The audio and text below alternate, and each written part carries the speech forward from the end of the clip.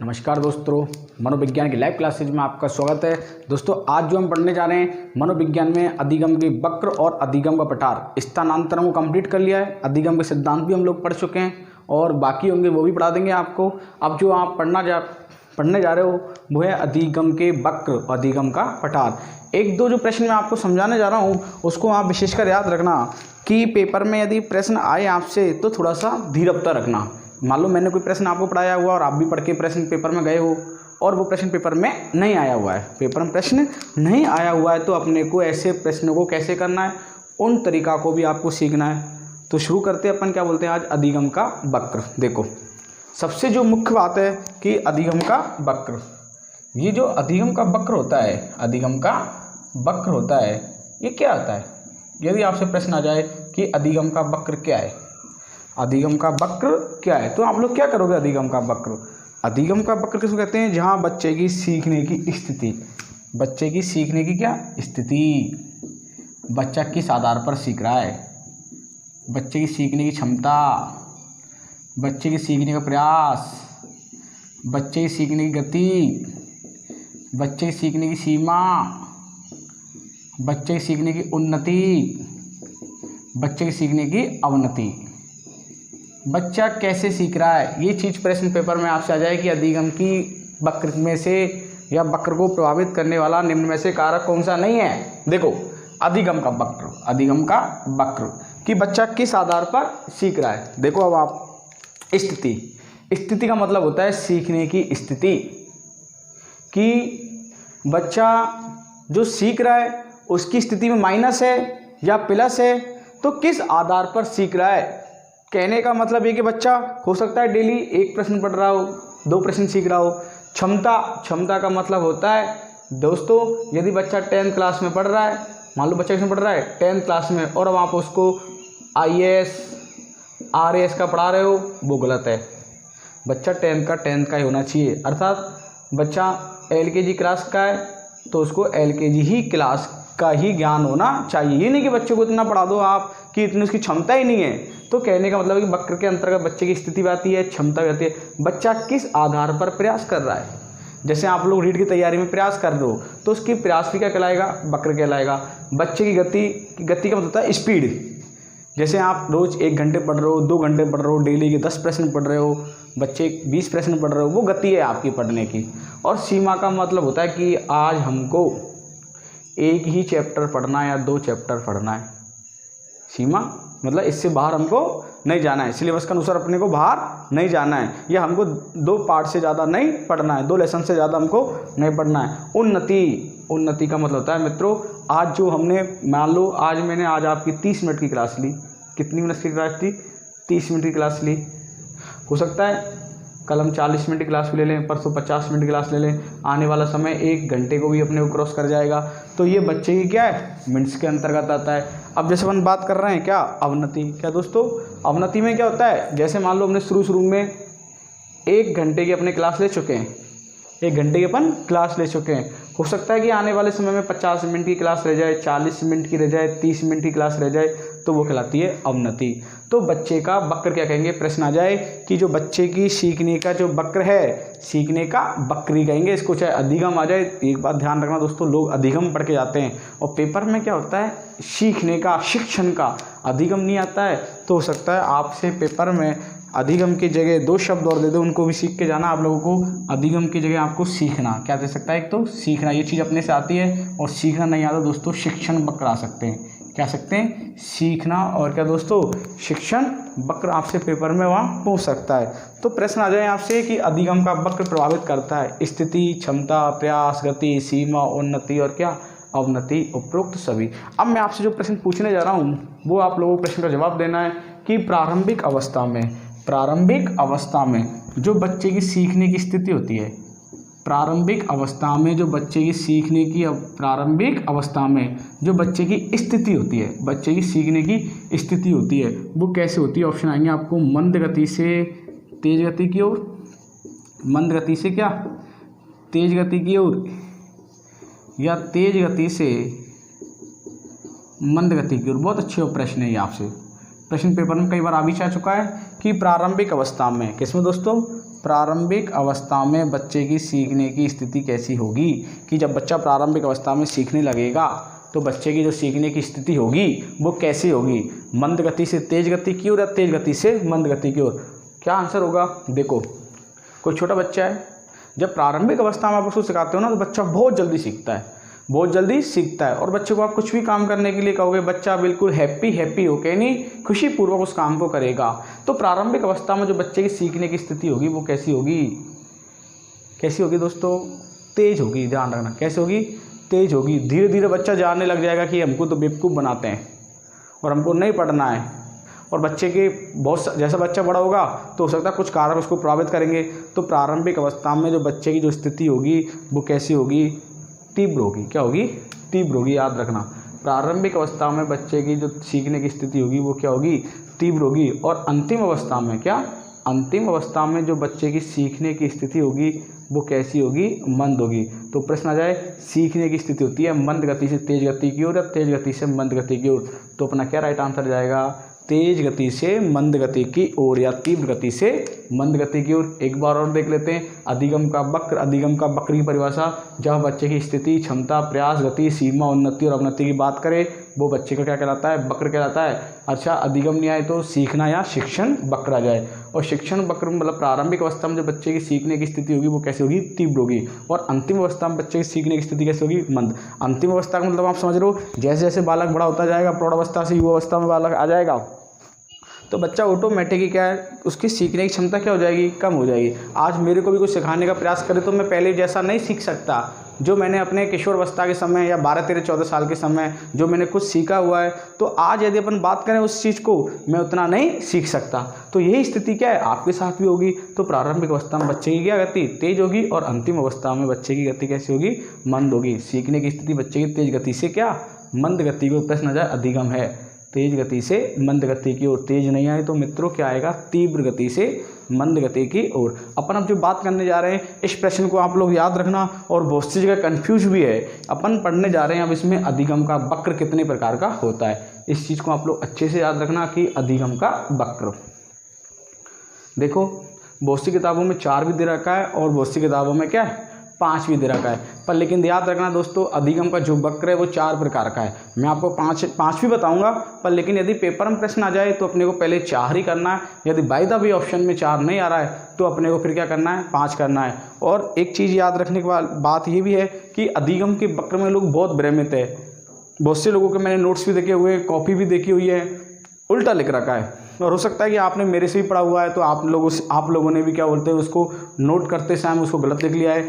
मैंने देखा हुआ है, तो आप लोग भी उसको संशोधन कर लेना और अच्छे से सीखना कि अधिगम का वक्र कितने प्रकार के होते हैं। 5 प्रकार के होते हैं। जो पहला वक्र की अपन बात करने जा रहे हैं वो है समान रेखीय वक्र। कौन सा दोस्तों? समान रेखीय वक्र। सीखने का प्रयास करना आप लोग, समान रेखीय वक्र।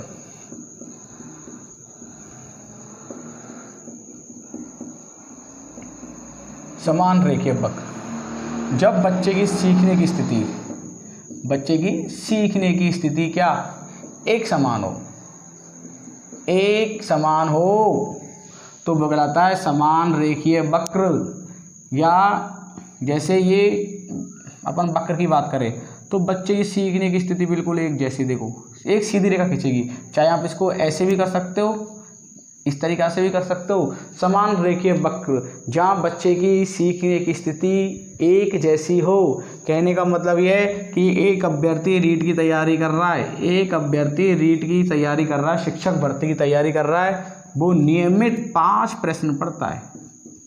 नियमित क्या? 5 प्रश्न पढ़ता है, बस 5, आज कल 5, डेली 5 प्रश्न पढ़ता है। कोई भी उसके जीवन में उतार चढ़ाव नहीं हो रहा है, तो वो क्या कहलाएगा? समान रेखीय वक्र। जैसे मैं रोज नियमित आपके 3:30 पर क्लास ले रहा हूँ, बस नियमित 3:30 पर, हो सकता है उसको 3:20 पर नहीं हो रहा है। यदि कम होगा तो माइनस में हो जाएगा, 3:40 की अपन बात करें तो प्लस में हो जाएगा। तो समान रेखीय वक्र, सीखने की स्थिति, क्षमता एक जैसी है, बिल्कुल कोई भी परिवर्तन नहीं आ रहा, ना माइनस में जा रहा है ना प्लस में जा रहा है। तो आंसर आएगा उसका कौन सा? समान रेखीय वक्र। नॉर्मल है, मैं कह रहा हूँ प्रश्न पेपर में आ जाए तो गलत मत कर देना। यदि ऐसा प्रश्न गलत कर दोगे तो सही किसको करोगे? ऐसा प्रश्न जो दुनिया के भाग्यशाली जो व्यक्ति होते हैं ना, उनके गलत होते हैं। याद रखना ये चीज़ भी आप लोग। समान रेखीय वक्र, एक जैसी सीखने की बच्चे की स्थिति। अब जो अपन लोग बात करने जा रहे हैं सकारात्मक, क्या सकारात्मक उन्नतोदर सकारात्मक वक्र। अब क्या होता है सकारात्मक में बहुत से लोग क्या कि ना मैंने भी नोट्स में देखे हुए हैं और कंप्यूटर टाइप वाले ने भी नोट्स में गलती कर रखी है, तो आप लोग भी इस चीज़ को आज संशोधन कर लेना, प्रश्न पेपर में गलत नहीं हो जाए। यहाँ से आपका प्रश्न पेपर में गलत हो जाएगा। देखो सकारात्मक, सकारात्मक जो वक्र होता है अधिगम का, बहुत सी कॉपियों में या मैंने पढ़ाया हुआ है, जब भी लोगों ने गलत कर रखा है, इस चीज़ को आप लोगों को उन्नतोदर वक्र नहीं करना है, नतोदर वक्र करना है, याद रखना, इस चीज़ को ध्यान रखना। समान जो वक्र है उसका क्या करना है नतोदर वक्र, इसको आप लोग राइट कर लेना, संशोधन कर लेना अपनी कॉपियों में, नोटबुक में। सकारात्मक वक्र, सकारात्मक वक्र को किसको कहते हैं, देखो नतोदर वक्र हमने पढ़ा हुआ है, सकारात्मक वक्र पढ़ा हुआ है। अब आप लोगों से यदि प्रश्न आ जाए सकारात्मक का दूसरा नाम भी है, याद रखना सकारात्मक वक्र का दूसरा नाम भी है, पेपर में सकारात्मक नहीं आए, उन्नतोदर नहीं करना है, क्या करेंगे हम लोग नतोदर करेंगे। और इसका एक नाम और मैंने आपको बता रहा हूँ, याद रखना वर्धमान, क्या वर्धमान निष्पादन वक्र, वर्धमान निष्पादन वक्र। तो ये चीज़ भी अपने को यहाँ से याद करके जानी है। अभी हम जो बात कर रहे हैं वर्धमान निष्पादन वक्र भी कहते हैं, नतोदर कहते हैं, सकारात्मक भी कह सकते हैं। हो सकता है पेपर में सकारात्मक नहीं आए, दूसरा नाम भी आ जाए धनात्मक, क्या आ जाए धनात्मक, तो अपना गलत नहीं होना चाहिए। अब देखो इसका प्रश्न, ये तो उसके नाम हो गए, उपनाम हो गए, सकारात्मक के नतोदर हो गया, वर्धमान निष्पादन वक्र हो गया। अब प्रश्न कैसे बनेगा पेपर में कि किस वक्र में बच्चे की सीखने की स्थिति प्रारंभ में कैसी होती है, मंद गति से होती है। क्या होती है, मंद गति। प्रारंभिक अवस्था में बच्चा धीमे धीमे सीखता है, मंद गति से बच्चा तीव्र गति में सीखने लग जाता है। मंद गति से किसमें दोस्तों, तीव्र गति से सीखने में लग जाता है, तो वो कहलाएगा कौन सा, सकारात्मक वक्र। याद रखना इसको नतोदर वक्र क्यों कहते हैं, क्योंकि पहले बच्चे की सीखने की स्थिति क्या थी, मंद गति थी, बाद में क्या हो गई, तीव्र हो गई, इसलिए इसको क्या कहेंगे, सकारात्मक वक्र। क्योंकि बच्चा पहले शुरू में धीमे धीमे सीख रहा है। जैसे हो सकता है आप डेली रोज 5% पढ़ रहे हो, 6 पढ़ रहे हो, पहले आपकी सीखने की स्थिति बहुत मंद थी, अब धीरे धीरे 5 से आपके 15 हो गई, 20 हो गई, 25 हो गई, हो सकता है स्थिति 100 तक भी चले जाए। तो सकारात्मक और प्रारंभिक अवस्था में होने के कारण इसको नतोदर वक्र कहते हैं, और वर्धमान निष्पादन वक्र भी इसको कहा गया है। और इसका यदि आपसे डायग्राम पूछेगी पेपर में कि सकारात्मक का क्या है, तो देखो हो सकता है इसको आपसे पूछ भी सकता है। तो ये चीज़ भी आप लोग मेरे से भी क्लियर करके जाओ। जैसे ये अपन बात करते हैं अधिगम वक्र में, प्रारंभिक अवस्था में बच्चे की स्थिति कैसे थी, मंद थी, क्या थी, मंद थी। ये बच्चे का वक्र बढ़ता गया, पहले यहाँ क्या था, मंद था, यहाँ बच्चे का क्या होता जा रहा है, प्लस होता जा रहा है। तो ये बच्चे की स्थिति क्या है, बिल्कुल मंद है, कमी है, और यहाँ जो बच्चा बढ़ता जा रहा है, ये बच्चे की सीखने की स्थिति बिल्कुल क्या होती जा रही है, तीव्र होती जा रही है। तो कहने का मतलब ये है कि प्रारंभिक अवस्था में बच्चे की सीखने की स्थिति मंद हो और बच्चे की प्रश्न बाद में की स्थिति क्या हो जाए, तीव्र हो जाए, तो वो कहलाएगा क्या, सकारात्मक वक्र। क्वेश्चन की लैंग्वेज सुन लेना जो पेपर में आया हुआ जिला परिषद भर्ती के अंतर्गत, कि एक बालक नियमित रूप से 2 या 3 प्रश्न पढ़ता था, नियमित रूप से 2 या 3 प्रश्न पढ़ता था।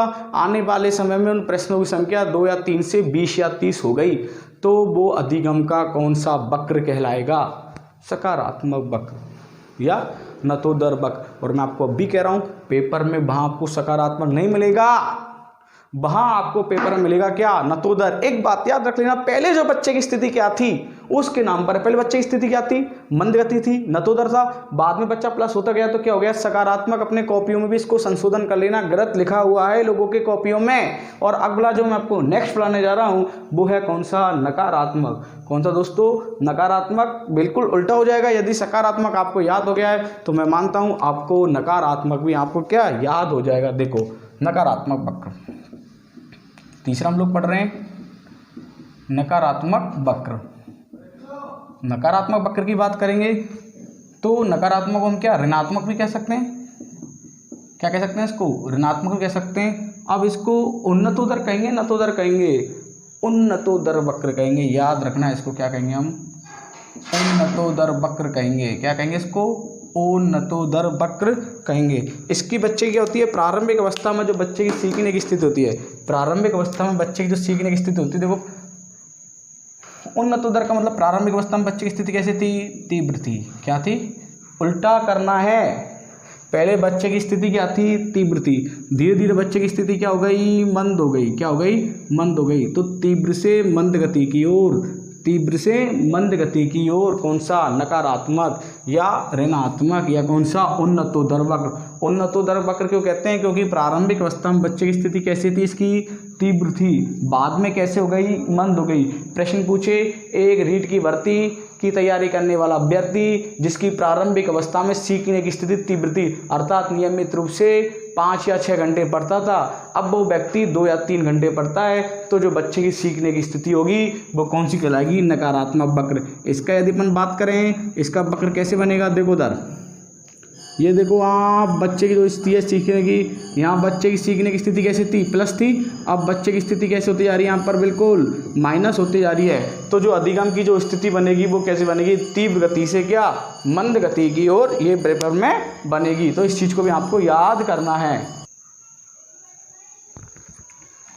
देखो हम पढ़ रहे थे नकारात्मक वक्र। नकारात्मक वक्र में क्या होता है कि बच्चा पहले क्या होगी, बच्चे की सीखने की स्थिति बहुत तीव्र होगी, बाद में बच्चे की सीखने की स्थिति क्या हो जाएगी, मंद गति हो जाएगी। तो कहने का मतलब है कि बच्चे की प्रारंभिक अवस्था होगी वो कैसी होगी, तीव्र गति होगी, जो अंतिम अवस्था होगी वो कैसी होगी, मंद गति की होगी। तो याद रख लेना, नकारात्मक वक्र को हम क्या कहते हैं, ऋणात्मक वक्र अथवा उन्नतोदर वक्र। संशोधन कर लेना, नतोदर नहीं करना है, नए से नए नहीं मिलाना, ये चीज़ याद रख लेना। सकारात्मक में जाएगा नतोदर वक्र। अब जो हम पढ़ने जा रहे हैं इसमें हमने तीनों को कंप्लीट कर लिया। जो चौथा वक्र पढ़ने जा रहे हैं नकारात्मक के बाद, वो है कौन सा, मिश्रित रेखीय वक्र। कौन सा दोस्तों, मिश्रित रेखीय वक्र अर्थात एस आकार रेखीय वक्र। देखो समझने का प्रयास करना, मिश्रित रेखीय वक्र, मिश्रित रेखीय वक्र या एस आकार रेखीय वक्र, एस आकार रेखीय वक्र। ये क्या चीज़ होती है, इस चीज़ को भी याद रख लेना। जब बच्चे की स्थिति, जब बच्चे की सीखने की स्थिति कभी तीव्र होती है, कभी बच्चे की सीखने की स्थिति कैसी होती है, कभी तीव्र होती है, कभी मंद होती है। कहने का मतलब ये कि आज आपने 5 प्रश्न पढ़े, कल 4 पढ़े, हो सकता है अगले दिन 6, फिर 3, फिर 8, फिर 2। तो बच्चे की सीखने की स्थिति कभी प्रारंभिक, कभी तेज, कभी मंद, कभी धीमे, तो उसको कहते हैं मिश्रित रेखीय वक्र अर्थात एस आकार रेखीय वक्र। ये बच्चे की सीखने की स्थिति। देखो यहाँ क्या थी, बच्चे की स्थिति मंद थी, यहाँ बच्चे क्या हुई, प्लस हुई, यहाँ क्या हुई, मंद, यहाँ क्या हुई, प्लस हुई। तो इस प्रकार से बच्चे की जो सीखने की स्थिति है कभी मंद, कभी धीमे, कभी तेज होती है, तो वो कहलाता है कौन सा, मिश्रित रेखीय वक्र या एस रेखीय आकार वक्र। तो मित्रों हमने 4 वक्र हमने कंप्लीट कर लिए हैं, 4 वक्र हमने कंप्लीट कर लिए। एक जो मैं आपको बता रहा था कि एक अनेक किताबों में ऐसा भी दे रखा है, शून्य रेखीय वक्र। शून्य रेखीय वक्र, शून्य का मतलब होता है कि बच्चे की स्थिति पर कोई भी प्रभाव नहीं पड़ रहा है, बच्चा सीख ही नहीं रहा है। होता है ना कि मंद बुद्धि बालक, वैसे तो 4 होते हैं, पर लेकिन मान लो आपसे ऐसे पूछ ले कि शून्य रेखीय वक्र किसको कहते हैं, आपको पेपर में 4 ही करना है, याद रखना, 5 नहीं करना है। शून्य रेखीय वक्र, शून्य रेखीय वक्र किसको कहते हैं, जब बच्चे की सीखने की स्थिति, बच्चा सीख ही नहीं रहा है, बच्चा सीख ही नहीं रहा है, आप कितना भी सिखा रहे हो उसको। कुछ बच्चे ऐसे होते हैं आपके विद्यालय में महीना भर हो जाता, 2 महीने भर हो जाता, बच्चा लिखना ही नहीं चाह रहा है, तो उसको कहते हैं कि बच्चे में कोई भी सकारात्मक परिवर्तन नहीं आता है, तो वो कहलाएगा समान रेखीय वक्र। अब दोस्तों एक जो प्रश्न मैं आपको सिखा रहा हूँ बहुत अच्छा प्रश्न है, आप थोड़ा सा याद ध्यान देना। यहाँ पर देखो वक्र की हमने चर्चा कर ली, सकारात्मक पढ़ लिया, नकारात्मक पढ़ लिया, एस रेखीय पढ़ लिया, और इसको भी हमने नतोदर भी पढ़ लिया और शून्य भी पढ़ लिया। इसको मैंने यहाँ पर छोड़ रखा है। देखो एक प्रश्न है अधिगम का पठार, याद रख के जाना आप, अधिगम का पठार। अधिगम का पठार किसको कहते हैं, जब बच्चे की जो सीखने की स्थिति होती है, बच्चे की जो सीखने की होती है स्थिति होती है, तो वो स्थिति सीखते सीखते बच्चे की स्थिति शून्य हो जाती है, रुक जाती है। क्या हो जाती है, शून्य हो जाती है, रुक जाती है, तो वो कहलाता है अधिगम का पठार। प्रश्न आ जाए, जब बच्चे की सीखने की स्थिति, दोस्तों प्रारंभिक अवस्था में बच्चे की स्थिति कैसी होती है, तीव्र होती है, ये चीज़ हमने बात की, और अंतिम अवस्था में बच्चे की जो सीखने की स्थिति वो क्या जाती है, बिल्कुल मंद हो जाती है, तो वो कहलाता है कौन सा, अधिगम का पठार। हो सकता है आप बहुत तेज सीख रहे हो, एक स्थिति ऐसी आएगी हमारी कि लगभग 55 साल 56 साल या 60 साल से ऊपर के हो जाएंगे, तो सीखने की स्थिति हमारी बिल्कुल एकदम शून्य हो जाएगी, तो वो कहलाएगा अधिगम का पठार। और सबसे इम्पोर्टेंट प्रश्न, अधिगम का पठार सर्वाधिक, जो मैं प्रश्न पूछ रहा हूँ, अधिगम का पठार सर्वाधिक किस वक्र में बनता है, याद रखना, प्रश्न की लैंग्वेज आपसे आ जाए कि अधिगम का पठार, अधिगम का पठार सर्वाधिक किस वक्र में बनता है। देखो सर्वाधिक दिया है, सर्वाधिक किस वक्र में बनता है, अधिगम का पठार सर्वाधिक किस वक्र में बनता है, तो आंसर जाएगा उसका कौन सा दोस्तों, एस रेखीय वक्र या मिश्रित रेखीय वक्र। देखो एक बार यहाँ बना हुआ है, एक बार यहाँ बना हुआ है, तो ऐसी स्थिति बार बार बनती जाएगी, तो उसको कहेंगे कि हम समान रेखीय वक्र।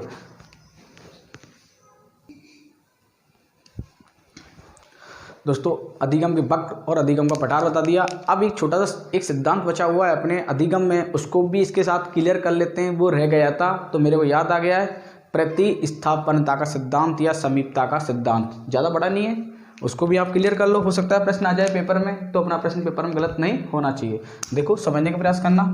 और यहाँ पर समीपता, क्या समीपता का सिद्धांत, कौन सा मित्रों, समीपता का सिद्धांत या प्रतिस्थापनता का सिद्धांत भी बोलते हैं इसको, प्रतिस्थापनता का सिद्धांत। आपको मालूम है प्रतिस्थापनता का सिद्धांत या समीपता का सिद्धांत किस मनोवैज्ञानिक ने दिया। यदि आपसे प्रश्न आ जाए कि सिद्धांत को बताने वाला जो मनोवैज्ञानिक था वो कौन था दोस्तों, एडमिन गुथरी। याद रख के जाना आप, एडमिन गुथरी, एडमिन गुथरी। देखो सबसे जो मुख्य बात थी कि प्रतिस्थापनता के सिद्धांत में एडमिन गुथरी ने जो प्रयोग किए थे, देखो अब आपको समस्या उत्पन्न हो गई, यहाँ पर समस्या उत्पन्न नहीं होने दूंगा मैं, इसको सीखना आप, बिल्कुल समस्या उत्पन्न नहीं करनी है। इसने जो प्रयोग किया, इसने जो प्रयोग किया वो किस पर किया था, बहुत सी किताबों में मिलता है बिल्ली पर, और बहुत सी किताबों में मिलता है दोस्तों क्या, खरगोश पर। अब देखो आपसे ऑप्शन में मैं आपको इतना ही कहूँगा, या तो ऑप्शन में एक साथ क्रम आएगा, जैसे कुत्ता बिल्ली, बिल्ली खरगोश, समझ लो आप, चूहा बिल्ली, तो अपने को क्या करना है, खरगोश बिल्ली। एक ऑप्शन तो अपना, एक प्रश्न ये बन जाएगा, एक प्रश्न तो ये बन जाएगा।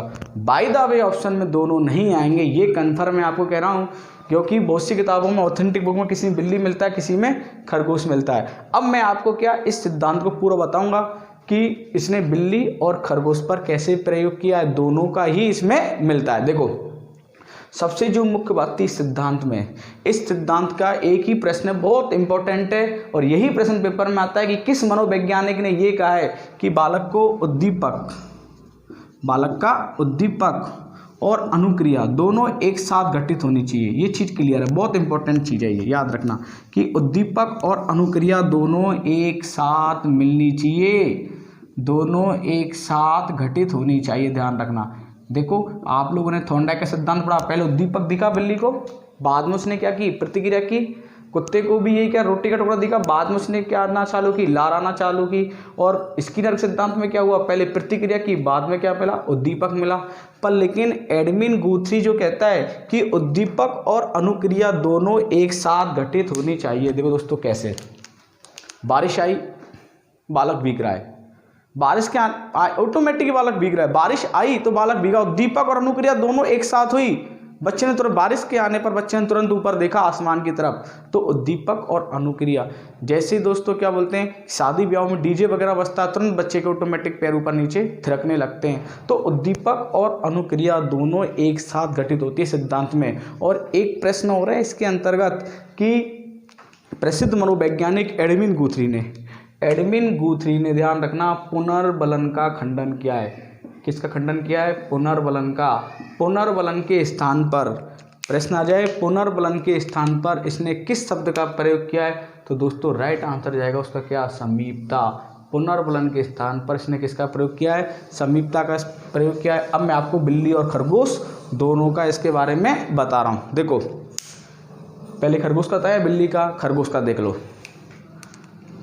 एक 3 वर्ष का बालक था पीटर, क्या नाम था उसका, 3 वर्ष का बालक था, एक पीटर नाम का बालक था। इसके जो घर में क्या होता था, 3 वर्ष का बालक, उस बालक का नाम था क्या, पीटर, उस बालक का नाम था पीटर। देखो 3 वर्ष के बालक की बात कर रहे थे हम, किसकी, पीटर की।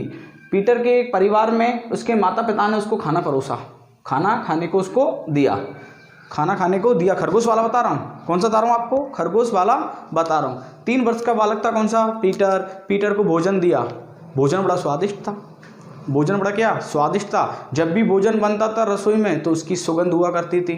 तो इसके साथ एक कौन था, खरगोश, कौन था, खरगोश था। अब देखना आप, 3 वर्ष के बालक को क्या दिया? भोजन। भोजन क्या था? उद्दीपक।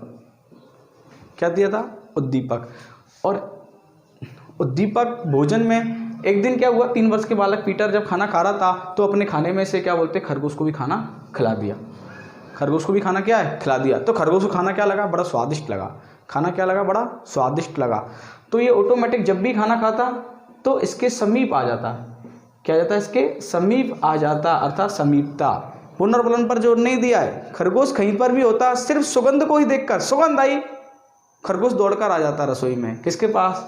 पीटर के पास। तो उद्दीपक और अनुक्रिया दोनों ही एक साथ घटित होती है। जब तक खाने की सुगंध हुआ करती थी तब तक क्या बोलते हैं, खरगोश के अंतर्गत अनुक्रिया हुआ करती थी। जैसे ही खरगोश के क्या बोलते हैं, जैसे ही सुगंध खत्म, खरगोश का समीप आना क्या हो गया? बंद हो गया।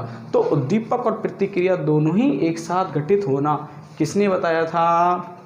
एडमिन गुथरी ने। किसने बताया था? एडमिन गुथरी ने। और किस पर प्रयोग किया था इसने? खरगोश पर। जब खरगोश पर प्रयोग किया था तो उस समय कौन था? 3 वर्ष का बालक था। कौन? पीटर नाम था इसका।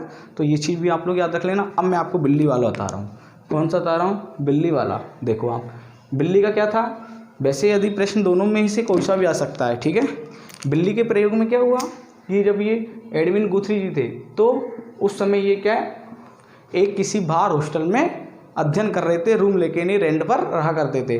उस रूम में क्या होता था, उसका जो दरवाज़ा था, उसकी जो कुंडी थी लगाने की, उसमें नहीं थी, सिर्फ इन्होंने ऐसे ही उसको लगा रखा था, गेट दरवाजे को। अब क्या है कि ना, जैसे ही एडमिन गुथरी, मान लो ये कौन, एडमिन गुथरी पढ़ रहे हैं, अध्ययन कर रहे थे या रात में सो गए थे, रात में पढ़ते पढ़ते सो गए थे, तो क्या हुआ, एक दिन बिल्ली हवा के माध्यम से गेट दरवाज़ा खुल गया और बिल्ली देखते देखते क्या बोलते हैं, इनके रूम में एंटर कर गई। अब जैसे ही इनके रूम में एंटर की बिल्ली ने, तो इनके क्या, कुछ खाने पीने का कोई भी विषय वस्तु हो सकता है, दूध हो सकता है, बिस्कुट हो सकता है, तो बिल्ली वो लेके चली गई। और आप जानते हो जब बिल्ली को एक बार आदत पड़ जाती है तो बिल्ली छोड़ती नहीं है, तो रोज़ बिल्ली को यही सिस्टम चलता रहा। गुथरी को मालूम चल गया यार ये सिस्टम बेकार है, इस बिल्ली का इलाज करना पड़ेगा।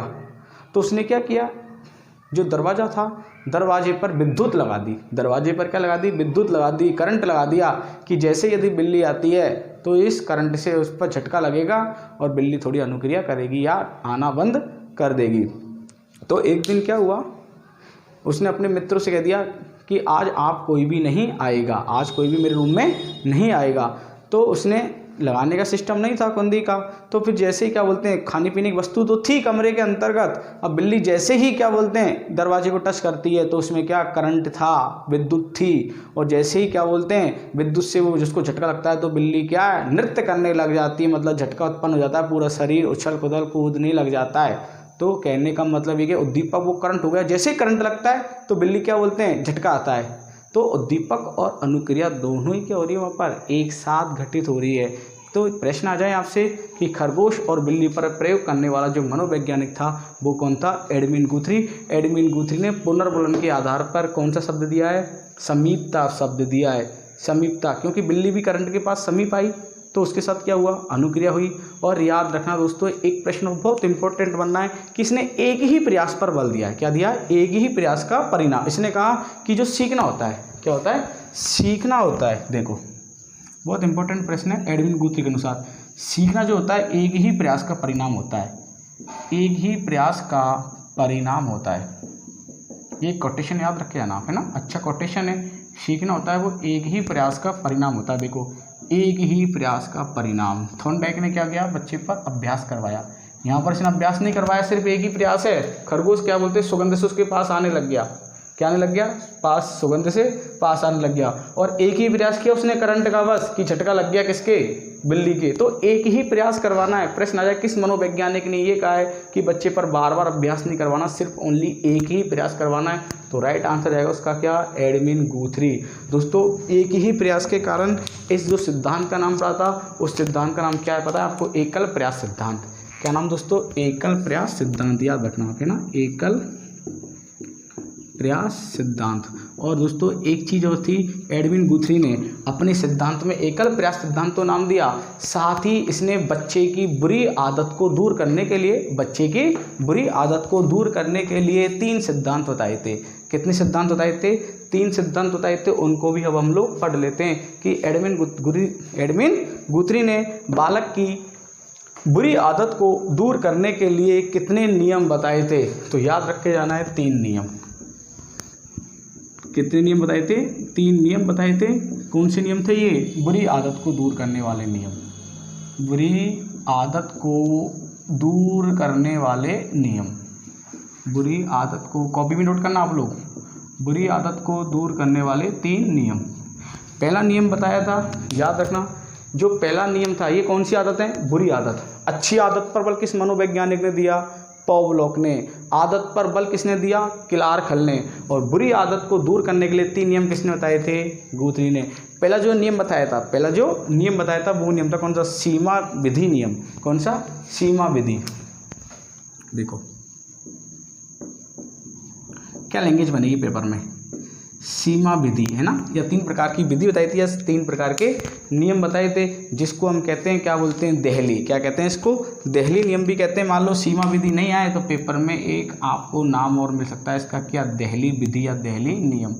देखो सीमा विधि या देहली विधि जो होती है वो क्या होती है कि किस विधि में, किस नियम में बच्चे की भय, क्रोध, घृणा, ईर्ष्या, इनको दूर किया जाता है। देखो बुरी आदत थी, भय करना, क्रोध करना, किसी भी घृणा करना, ईर्ष्या करना, इनको हटाने के लिए, बच्चे को इनसे दूर करने के लिए कौन सा नियम बताया गुथरी ने? तो आंसर आएगा कौन सा? सीमा नियम, या क्या बोलते हैं?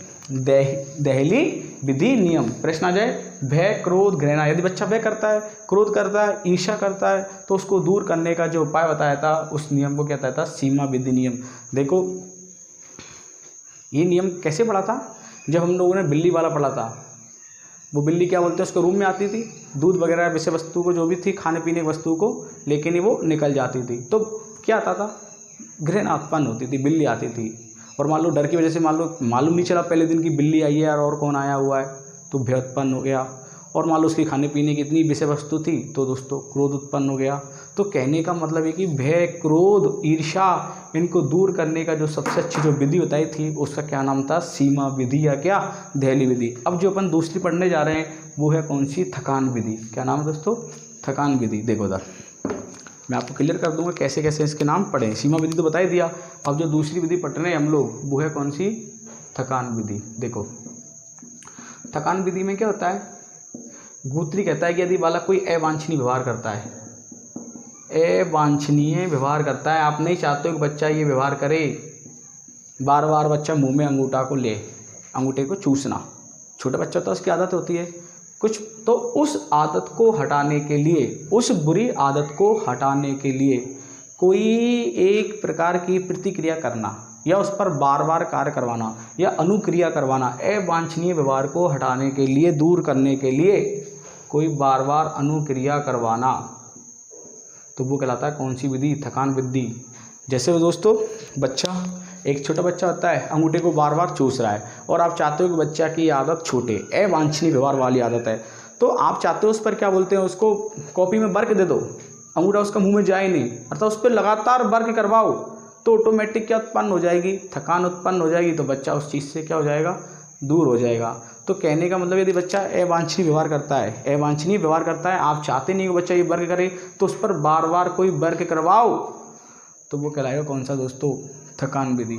छोटा बच्चा क्या होता है, स्कूलों में कागज़ होता है, कॉपी में से बार बार पेज फाड़ता है, बार बार कॉपी में से क्या पेज को निकाल देता है, और आप चाहते हो कि यार ये बेकार वर्क है, तो बच्चे पर क्या होता है, आप उसको शांति से बैठा के उस पर वर्क करवाओ, कॉपी में कुछ ना कुछ लिखवाओ, पेज भरवाओ, बच्चे की स्थिति क्या हो जाएगी? थक जाएगा बच्चा। तो ऑटोमेटिक, तो जब बच्चा थक जाएगा, मतलब बार बार अनुक्रिया करने से बच्चा क्या हो जाएगा? थक जाएगा। तो ये जो अवांछनीय व्यवहार है वो बच्चे क्या हो जाएगा? दूर हो जाएगा। प्रश्न पेपर में यही आएगा, अवांछनीय व्यवहार को दूर करने के लिए बार बार अनुक्रिया करवाना, क्या उत्पन्न होगी? थकान विधि। किसने कहा था? गुथरी ने कहा। अब जो मैं आपको तीसरी बताने जा रहा हूँ इसके अंतर्गत, वो भी अपने आप में एक इम्पोर्टेंट है, ये एडमंड गुथरी ने बताया था। तीसरा था कौन सा? परस्पर विरोधी उद्दीपन विधि। याद रखना, परस्पर विरोधी उद्दीपन विधि। देखो तीसरी, परस्पर विरोधी उद्दीपन विधि। देखो ये क्या चीज़ है, परस्पर विरोधी उद्दीपन विधि। देखो, परस्पर विरोधी उद्दीपन का मतलब होता है कि कोई भी अच्छा कार्य करने चाह रहा है, कोई बच्चा क्या अच्छा वर्ग करता है। जैसे आप लोग रीट की तैयारी कर रहे हो, आप लोग किसकी तैयारी कर रहे हो? रीट की तैयारी कर रहे हो, शिक्षक बन रहे हो, शिक्षक बनने जा रहे हो। ठीक है दोस्तों, तैयारी कर रहे हो बहुत अच्छे से। कोई ऐसी बाहर ध्वनि आती है, आप उससे डिस्टर्ब हो रहे हो। क्या हो रहे हो? अवांछनीय अनुक्रिया बाहर से आती है। आप तो अपनी जगह पर सही हो, पर लेकिन बाहर कोई ऐसा वर्ग आता है, कोई उद्दीपक ऐसा उत्पन्न होता है जिससे आप बार बार डिस्टर्ब हो रहे हो। तो गुथरी कहता है कि यदि ऐसी स्थिति है, बच्चा नहीं पढ़ सकता है, यार मैं तो नहीं पढ़ूँ, कि बाहर आवाज़ आ रही है। घर में देखा होगा ना अपने बच्चों को, बच्चे जैसे किताब लेके बैठते हैं, मान लो कोई छोटी मोटी आवाज़ आती है, बच्चे बहाने बनाने लग जाते हैं कि बाहर साउंड चल रहा है, ध्वनि उत्पन्न हो रही है, बारिश आ रही है, कुत्ते भौंक रहे, मेरे को एकांत माहौल चाहिए। वो बच्चा नहीं पढ़ना चाहता है, बहाने बनाता है। तो उस बहाने को दूर करने के लिए गुथरी ने एक उद्दीपक क्या किया, बच्चे के सामने एडजस्ट किया, मौजूद किया, लेके लाया, उपस्थित किया। जैसे ही बच्चा क्या बोलते हैं पढ़ने बैठता है तो साउंड की ध्वनि आती है। बच्चा बैठने पड़ता है, एक कॉलेज का छात्र है, अध्ययन कर रहा है, कॉलेज का छात्र क्या कर रहा है? अध्ययन कर रहा है। गुथरी ने क्या उत्पन्न किया? साउंड उत्पन्न किया। अब बच्चा क्या है? नहीं पढ़े, बच्चा क्या है? नहीं पढ़े। तो फिर उसने क्या किया गुथरी ने? बच्चा नहीं पढ़ रहा है तो उसके सामने मनोरंजन पूर्वक जो सामग्री होती है पढ़ने की, जैसे चुटकुले, ठीक है दोस्तों, कहानियाँ, नैतिकता वाली कविताएं, कोई प्रेरक प्रसंग, इस प्रकार से उसके सामने विभिन्न प्रकार की पुस्तकें लाके रख दी। और एक बार दोस्तों फिर क्या हो गया कि बच्चे का उससे जो भ्रम था कि बाहर आवाज़ आ रही है, बच्चे का दिमाग में से वो चीज़ निकलने लग गया और दोस्तों बच्चा क्या होने लग गया? पढ़ने लग गया। कभी कभी यदि आपके साथ भी ऐसा उत्पन्न होता है तो हो सकता है आप लोग कभी आपके व्हाट्सएप फेसबुक पर चुटकुले, जोक्स जो अच्छे हों, नैतिकता वाले हों, उनको पढ़ना, ऑटोमेटिक आपका ध्यान क्या हो जाएगा दोस्तों? उस ध्वनि से, जो उस वातावरण में जो डिस्टर्ब चल रहा है, उससे आपका ध्यान क्या हो जाएगा दोस्तों? हट जाएगा। तो परस्पर विरोधी उद्दीपक का मतलब होता है कि अवांछनीय